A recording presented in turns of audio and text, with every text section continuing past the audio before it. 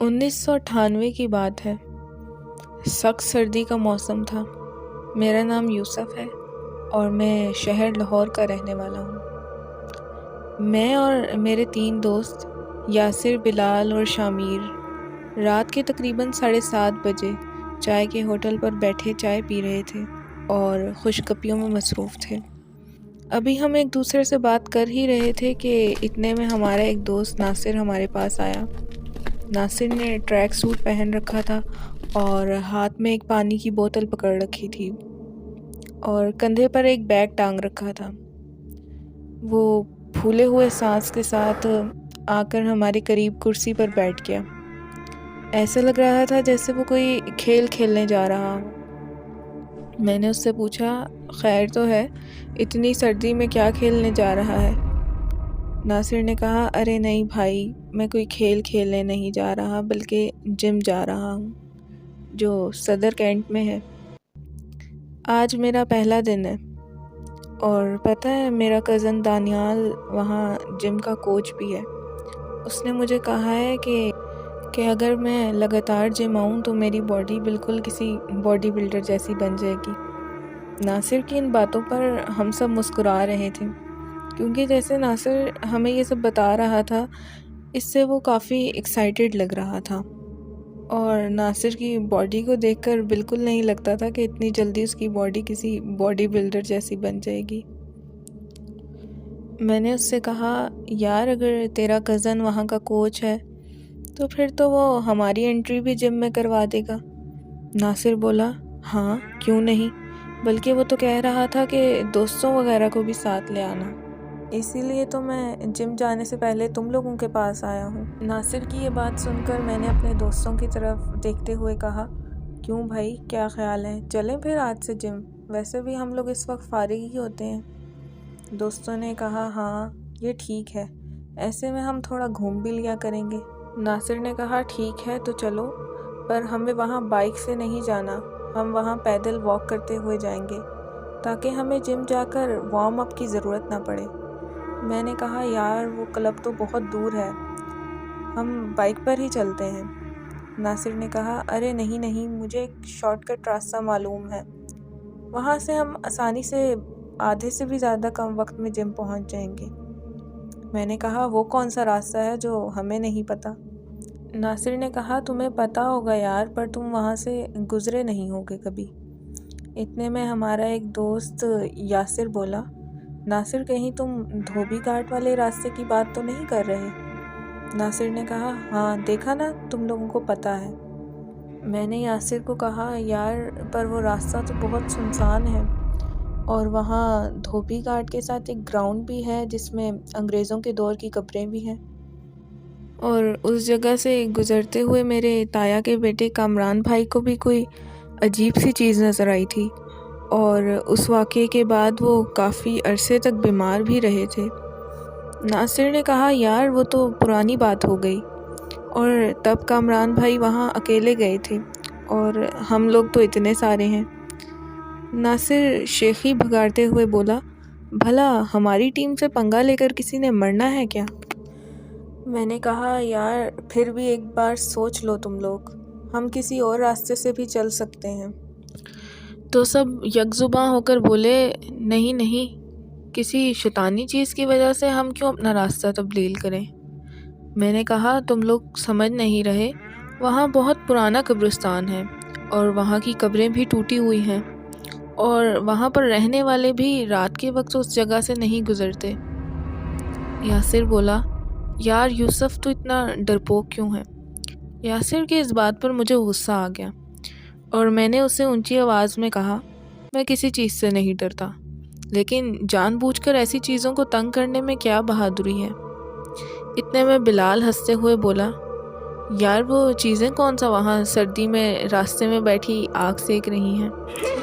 بلال کی بات پر ہم سب ہنس پڑے۔ مجھے کچھ عجیب سا محسوس ہو رہا تھا کہ تبھی شامیر بولا، چل یار اب چل بھی، ویسے بھی ہم سب اکٹھے ہیں تو ڈرنے کی کیا ضرورت؟ میں نے کہا، چلو یار اب پھر جو بھی ہوگا دیکھا جائے گا۔ اس کے بعد ہم سب لوگ جم کی طرف چلنے لگے اور کچھ دیر چلنے کے بعد ہم دھوبی گھاٹ کے پاس پہنچ گئے۔ اب وہاں سے ہمیں شارٹ کٹ لینا تھا، اور وہ بھی اس کھلے سے میدان میں جہاں انگریزوں کا پرانا قبرستان تھا، جو کہ بہت دور تک پھیلا ہوا تھا۔ ایسا لگتا تھا کہ یا تو گراؤنڈ قبرستان میں شامل ہو گیا ہے یا پھر قبرستان گراؤنڈ تک پھیل گیا تھا، پر ہم کسی بھی خطرے سے بے خبر اس کی طرف بڑھنے لگے۔ رات کے وقت تو اس جگہ پر بہت ہی زیادہ اندھیرا تھا، صرف دھوبی گھاٹ تک اسٹریٹ لائٹ لگی ہوئی تھی اور دھند بھی بہت زیادہ تھی۔ اس جگہ پر کیونکہ ہر طرف میدان ہی تھا اور کھلی جگہ ہونے کی وجہ سے ہمیں ہر طرف دھواں دھواں سا دکھائی دے رہا تھا۔ ہم باتیں کرتے ہوئے جا رہے تھے کہ اتنے میں ایک آدمی وہاں سے گزر رہا تھا۔ وہ ہمیں دیکھ کر رک گیا اور بولا، ارے لڑکوں، تم لوگ کہاں جا رہے ہو؟ میری بات سنو۔ یہ کہہ کر وہ ہم سے بہت دور ہو کر کھڑا ہو گیا۔ ہم نے اس کی طرف دیکھا تو وہ ہمیں بلا رہا تھا، لیکن وہ ہم سے دور ہوتا جا رہا تھا۔ ایسا لگ رہا تھا جیسے کہ وہ کسی چیز سے ڈرا ہوا ہو۔ یاسر نے اس آدمی کو آواز دے کر کہا، کیا ہوا؟ تمہیں مسئلہ کیا ہے؟ وہ آدمی بولا، پہلے آپ سب وہاں سے ہٹ جاؤ، یہاں آؤ، پھر بتاتا ہوں۔ ہم سب دوستوں نے ایک دوسرے کی طرف دیکھا اور پھر میں نے کہا، چلو یار، اس کی بھی سن لیتے ہیں، پتہ نہیں کیا چکر ہے۔ یہ بول کر ہم سب اس کی طرف چلنے لگے۔ شامیر بولا، یار مجھے یہ شخص کوئی چور ڈاکو لگ رہا ہے، ذرا چوکنے رہنا۔ میں نے کہا، ارے نہیں، چور ڈاکو اتنے پاگل نہیں ہوتے کہ اکیلے ہی 5 بندوں سے پنگا لیں۔ اور جب ہم اس آدمی کے پاس گئے تو اس نے پھر سے ہمیں کہا، تم لوگ کہاں سے آئے ہو اور اس گراؤنڈ کی طرف کیوں جا رہے ہو؟ ناصر نے کہا، ہم لوگ دھرم پورہ سے آئے ہیں اور ہم اس گراؤنڈ سے شارٹ کٹ راستے سے جم جا رہے ہیں۔ وہ آدمی فوراً سے بولا، نہیں، وہاں سے مت جاؤ، تم لوگ پاگل تو نہیں ہو؟ آدمی کی یہ بات سن کر ہم ایک دوسرے کی طرف دیکھنے لگے اور پھر اچانک سے زور زور سے ہنسنے لگے۔ تبھی بلال نے اس آدمی سے کہا، کیا کوئی نشہ تو نہیں کیا ہوا؟ کیا بول رہے ہو؟ آدمی نے کہا، ارے تم لوگ سمجھ کیوں نہیں رہے؟ میں یہاں پاس میں ہی رہتا ہوں اور اس گراؤنڈ میں آئے روز کوئی نہ کوئی خوفناک واقعہ ہو جاتا ہے، اسی وجہ سے بہت لوگ تو یہاں دن میں بھی نہیں گزرتے، اور تم لوگ رات کے وقت اس گراؤنڈ میں جا رہے ہو۔ مجھے اس آدمی کی بات میں تھوڑا وزن لگا۔ میں نے دوستوں کو کہا، یار مجھے لگتا ہے کہ ہمیں اس کی بات پر غور کرنا چاہیے، کیونکہ مجھے بھی تھوڑا عجیب سا لگ رہا ہے۔ میرے دوستوں نے کہا، یار یوسف، تو بھی کن کی باتوں میں آ رہا ہے؟ یار 10 منٹ کی بات ہے، ہم نے جلدی سے گراؤنڈ پار کر لینا ہے۔ وہ آدمی جلدی سے بولا، ارے تم لوگ سمجھ کیوں نہیں رہے؟ میں نے ابھی اس جگہ پر کسی چیز کو دیکھا ہے، اس وجہ سے میں جلدی سے ادھر آ گیا ہوں۔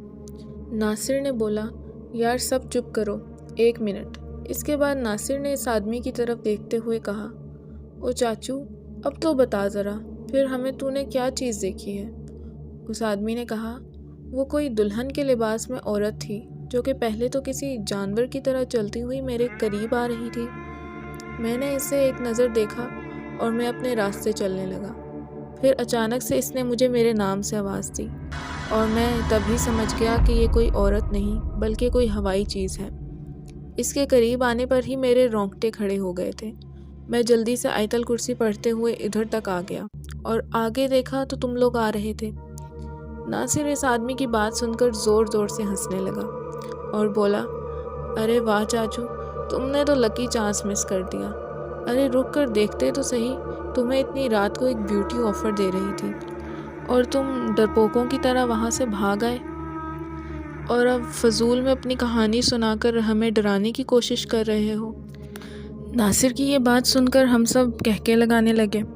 اتنے میں وہ آدمی غصے میں آ گیا اور بولا، تم سب اپنی بکواس بند کرو، میں تمہیں خطرے سے آگاہ کر رہا ہوں اور تم میرا مذاق اڑا رہے ہو، میری طرف سے تم سب بھاڑ میں جاؤ۔ اس کی یہ بات سن کر شامیر بولا، شاید تمہیں معلوم نہیں کہ ہم سب بھی بہت بڑی ہوائی چیزیں ہیں، اور یہ نہ ہو کہ تمہیں ہی اٹھا کر پٹک دیں، اور ویسے بھی تمہاری بوڑھی ہڈیوں میں اتنا دم کہاں کہ تم ہمارا سامنا کر سکو۔ میں شامیر کو ہاتھ پکڑ کر سائڈ پر لے گیا، باقی سب بھی ہمارے پیچھے آ گئے۔ میں نے کہا، ارے تم اس بیچارے کو کیوں پریشان کر رہے ہو؟ وہ تو ہمیں بس خطرے سے آگاہ کر رہا ہے اور سمجھا رہا ہے۔ ناصر بولا، چلو پہلے ہی بہت لیٹ ہو چکے ہیں۔ میں نے کہا یار اوپر کے راستے سے چلتے ہیں۔ تو یاسر بولا لو ڈر گئے تم بھی۔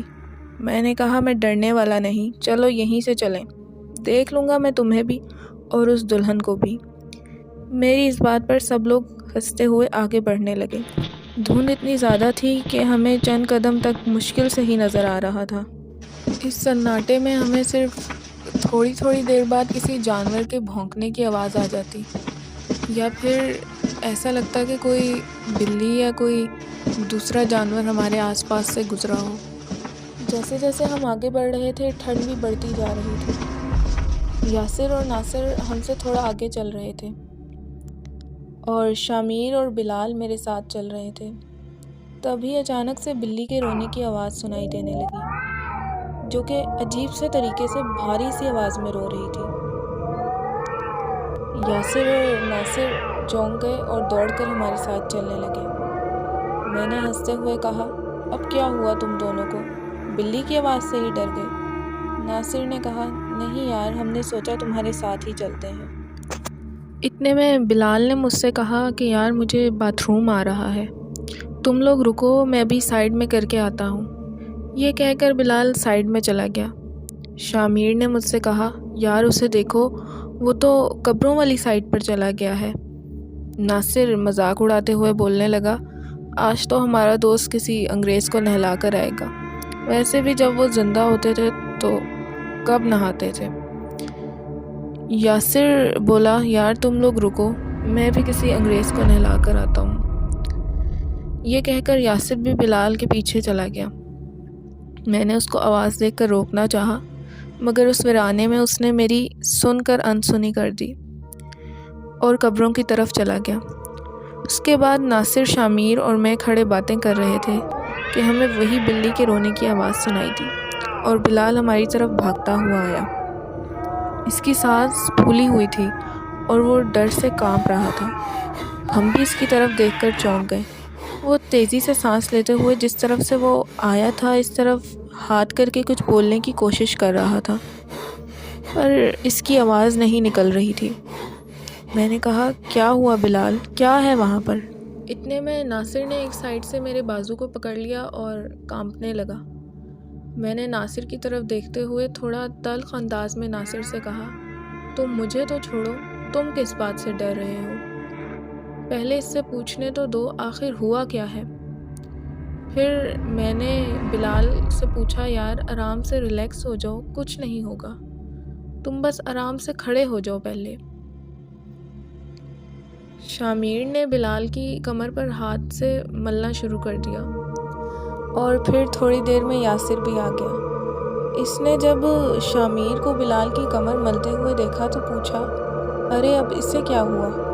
میں نے کہا پتہ نہیں یار، یہ بھاگتا ہوا آیا ہے کہیں سے اور بہت ڈر گیا ہے۔ یاسر نے بلال کے کندھوں پر اپنے دونوں ہاتھ رکھتے ہوئے اسے ہلایا اور پوچھا بتاؤ بلال کیا ہوا ہے تمہیں، کیوں ڈر رہے ہو؟ تم دیکھو ہم سب ہیں یہاں، بتاؤ کیا ہوا ہے؟ بلال نے کانپتا ہوا ہاتھ پھر سے اس سائڈ پر کرتے ہوئے بہت ہی دھیمے انداز میں کہا وہاں قبر پر کوئی لمبی سی لڑکی لیٹی ہوئی ہے۔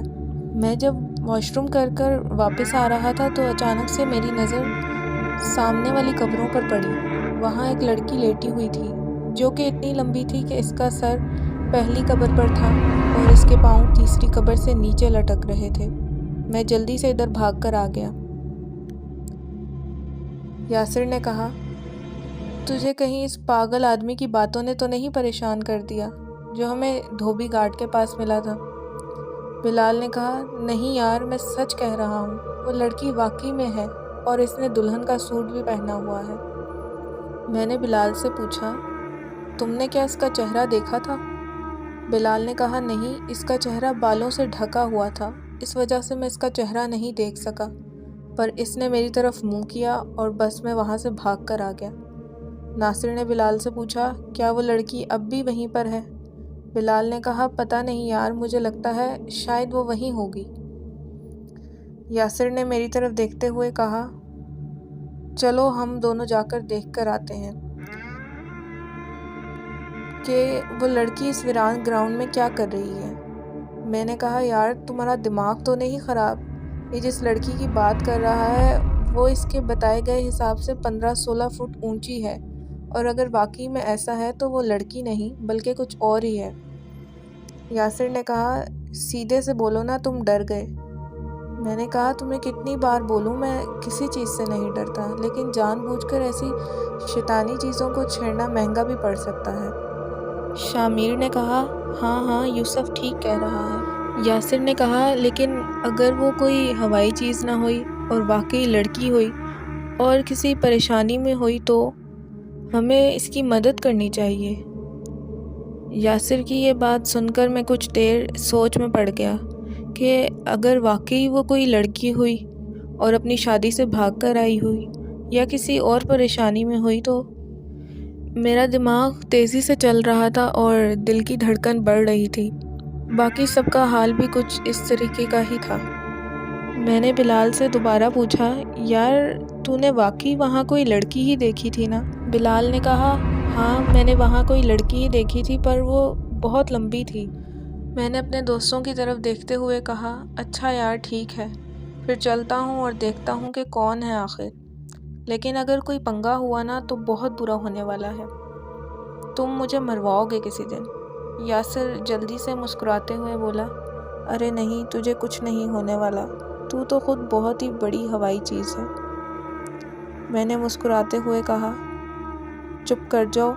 یہ کہہ کر میں اس طرف جانے لگا جس طرف بلال کو وہ لڑکی نظر آئی تھی، اور دیکھتے ہی دیکھتے میں اپنے دوستوں کی نظروں سے اوجھل ہو گیا اور ان قبروں کی طرف دیکھنے لگا، پر مجھے وہاں کوئی لڑکی نظر نہیں آ رہی تھی۔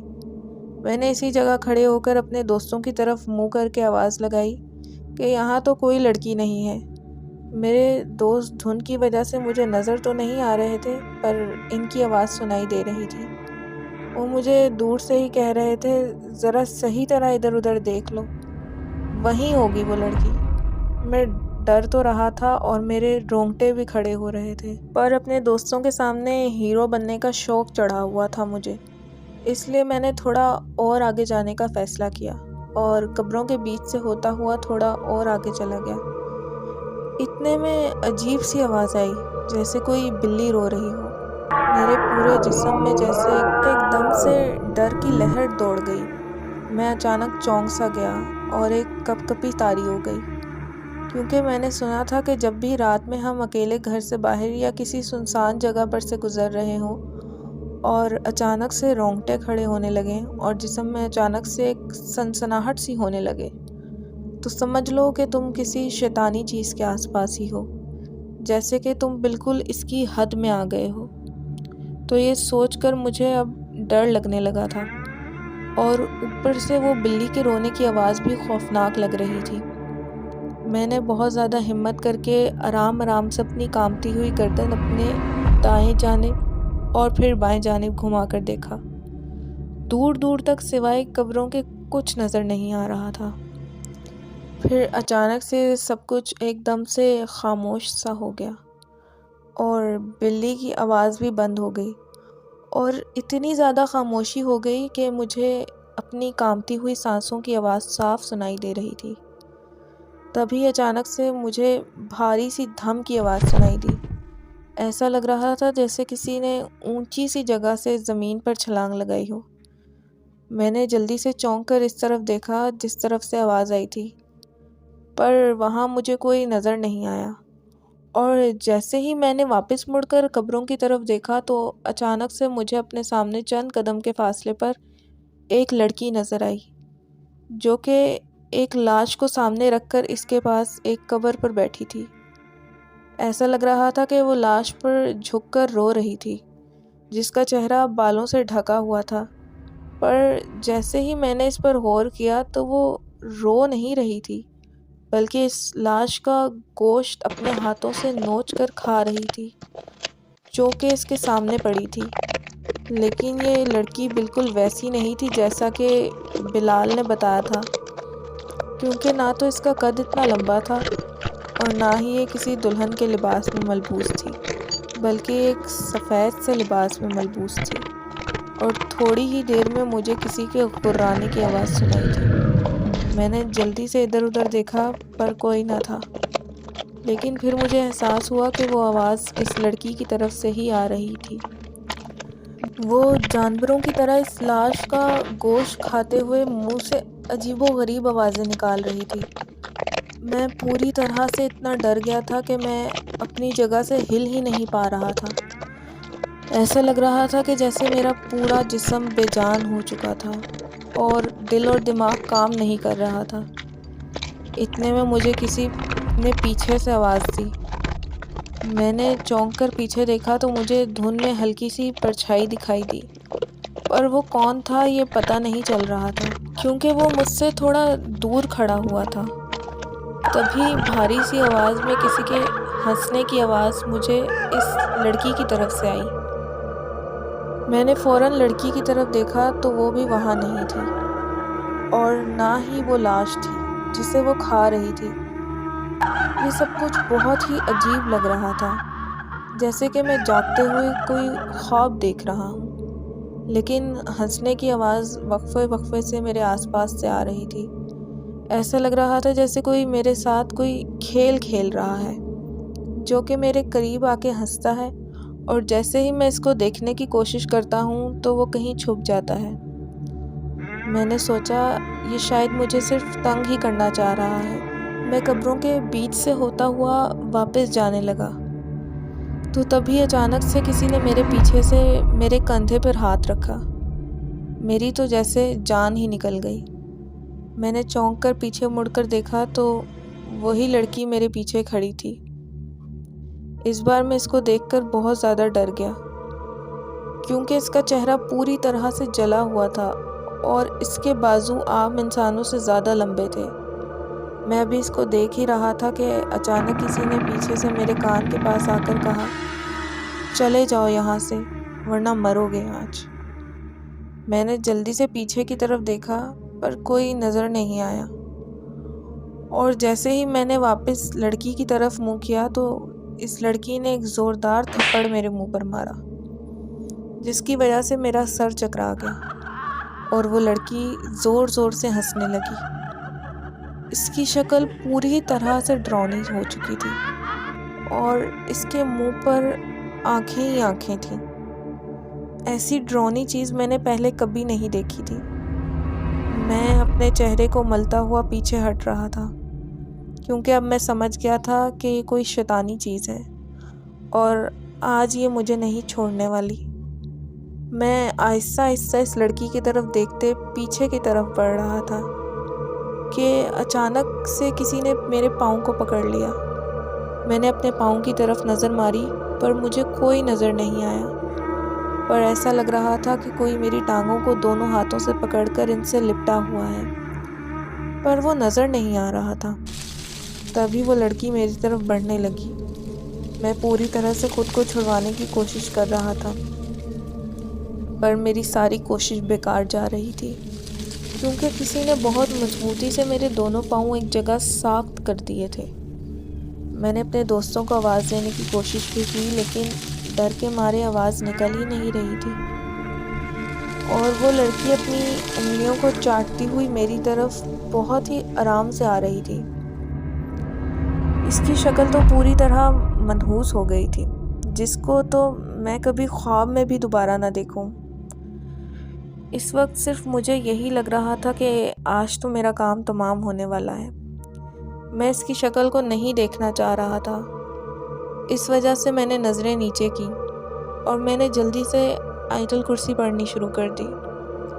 اتنے میں میری نظر اپنے پاؤں کی طرف پڑی تو مجھے اپنی ٹانگوں کے پاس ایک سر نظر آیا۔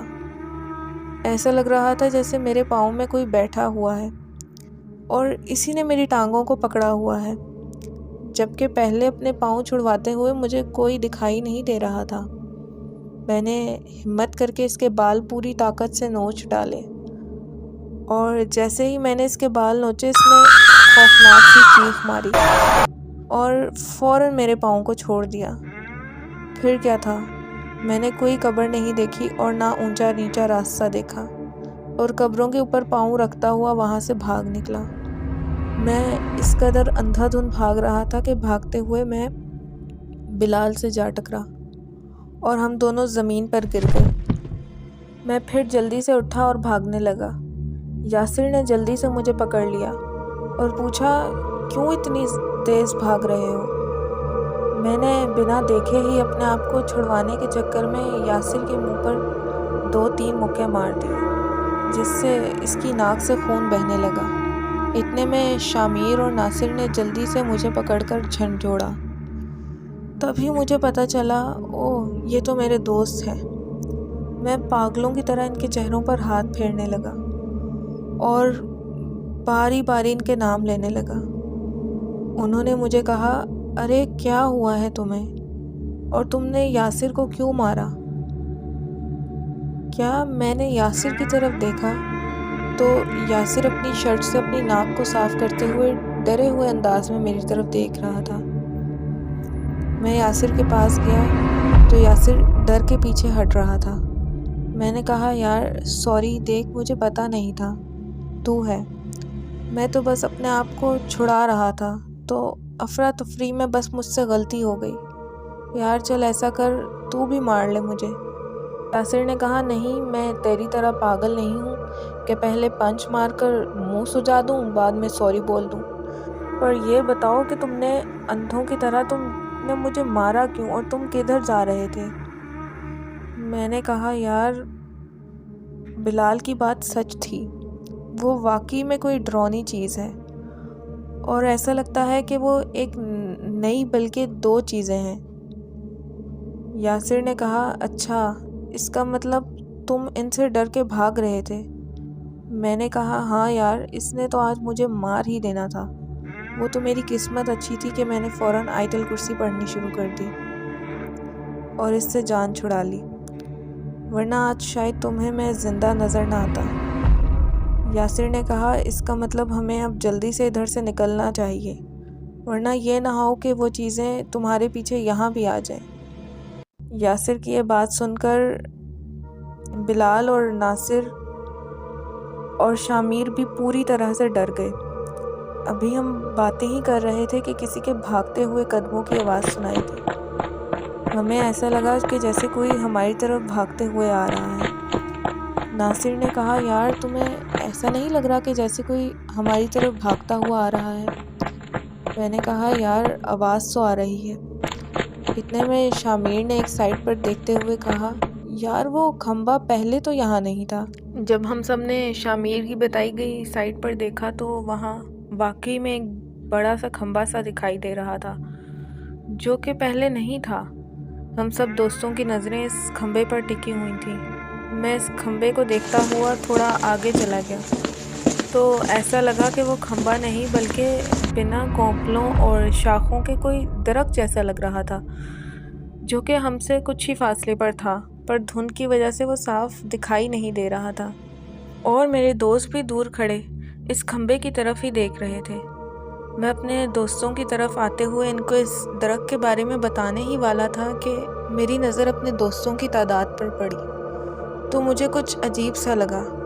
میں نے اپنی آنکھیں ملتے ہوئے دوبارہ دیکھا تو مجھے ناصر، شامیر، بلال اور یاسر کے ساتھ کوئی 5واں شخص بھی کھڑا ہوا دکھائی دیا، جو کہ بالکل ان سے ایک قدم پیچھے کھڑا اس کھمبے کی طرف دیکھ رہا تھا۔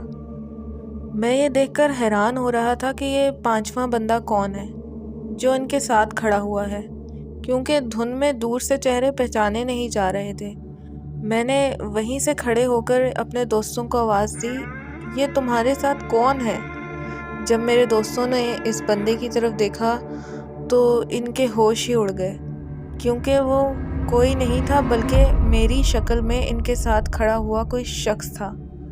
میں جلدی سے اپنے دوستوں کی طرف بڑھا، اتنے میں اس 5ویں بندے نے ناصر کو گلے سے پکڑ لیا اور اسے اوپر اٹھا لیا، اسے ایسے اوپر اٹھایا کہ جیسے ناصر کا کوئی وزن ہی نہ ہو۔ میں نے بھاگتے ہوئے اس کو دھکا مارا جس سے وہ 5واں بندہ گر گیا اور ناصر بھی اس کی پکڑ سے چھوٹ گیا۔ شامیر نے جلدی سے ناصر کو اٹھا کر کھڑا کیا۔ اتنے میں اس 5ویں بندے نے بلال کو پکڑنا چاہا۔ یاسر نے آگے بڑھ کر اس بندے کو منہ پر تھپڑ مارنے کی کوشش کی تو اس نے یاسر کو پکڑ لیا اور اس کو زمین پر لٹا کر اس کا گلا دبانے لگا۔ شامیر نے ہمت کر کے اس بندے کا ہاتھ پکڑ کر یاسر کی گردن سے ہٹانا چاہا، پر یاسر کو وہ چھوڑ ہی نہیں رہا تھا۔ میں نے جلدی سے آگے بڑھ کر اس کے منہ پر مکہ مارا تو اس نے یاسر کو چھوڑ دیا اور میری طرف اٹھ کر آیا۔ میں آرام سے پیچھے ہٹنے لگا۔ وہ میری طرف گھراتا ہوا بڑھ رہا تھا۔ میں نے یاسر کو آواز دی اور کہا، ادھر آؤ۔ یہ میرے پیچھے پڑ گیا ہے۔ یاسر نے پتہ نہیں کہاں سے اینٹ اٹھائی اور بھاگ کر اس کے سر پر دے ماری، اور جیسے ہی یہ اینٹ اس کے سر پر لگی تو اس نے اتنی خوفناک آواز نکالی کہ ہم سب خوف کی لہر سے کانپ گئے اور وہ زمین پر گر کر تڑپنے لگا۔ اتنے میں بلال نے واپس دھوبی گھاٹ کی طرف بھاگتے ہوئے کہا، وہ دیکھو وہ کیا ہے۔ ہم نے جب اس کی بتائی ہوئی جگہ کی طرف دیکھا تو وہ جسے ہم کھمبا یا درخت سمجھ رہے تھے وہ کوئی اور ہی چیز تھی جو ہماری طرف تیزی سے بڑھتی ہوئی آ رہی تھی۔ اب ہم بے بس ہو چکے تھے کیونکہ اس 5ویں بندے سے لڑتے ہوئے ہمیں ذرا بھی ڈر نہیں لگا، کیونکہ وہ ہماری طرح ہی نظر آ رہا تھا۔ لیکن وہ لمبی سی بلا کیا تھی اور وہ ہمیں کیا کر دیتی ہمیں نہیں پتا تھا۔ ہماری تو اس کو دیکھ کر ہی جان نکل رہی تھی، جبکہ وہ ہمیں صاف دکھائی بھی نہیں دے رہی تھی۔ بس ایسا لگ رہا تھا جیسے کسی کھمبے نے بڑا سا کالے رنگ کا لباس پہنا ہوا ہے اور وہ ہماری طرف آ رہا ہے۔ بلال ڈرپوک ضرور تھا، پر اس نے بھاگتے ہوئے ہمیں یہ سمجھا دیا تھا کہ اب کھڑے رہے تو مر جائیں گے۔ اس وجہ سے ہم سب اس رات کلمہ پڑھتے ہوئے ایسے وہاں سے بھاگے کہ اپنے گھر میں بھی بھاگتے ہوئے داخل ہوئے، اور جیسے ہی ہم گھر پہنچے تو ہمیں ایسا بخار چڑھا کہ 5 دن تک ہم میں سے کچھ لوگوں کو صحیح سے ہوش بھی نہیں آ رہا تھا۔ 6 دن جا کر ہماری طبیعت ٹھیک ہوئی، اور کچھ دنوں بعد جب ہم سب دوبارہ اکٹھے ہوئے تو یاسر نے کہا، کیسا محسوس ہو رہا ہے اس واقعے کے بعد؟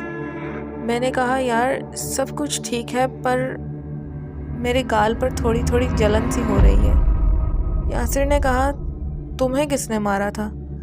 تو پھر میں نے اسے بتایا کہ وہاں قبروں کے پاس میں جس عورت کو دیکھنے گیا تھا وہ عورت نہیں بلکہ کوئی چڑیل تھی جس نے میرے چہرے پر تھپڑ مارا۔ شامیر نے مذاق کرتے ہوئے کہا، چلو کوئی بات نہیں، تم اس کے تھپڑ کو پیار کی نشانی ہی سمجھ لو۔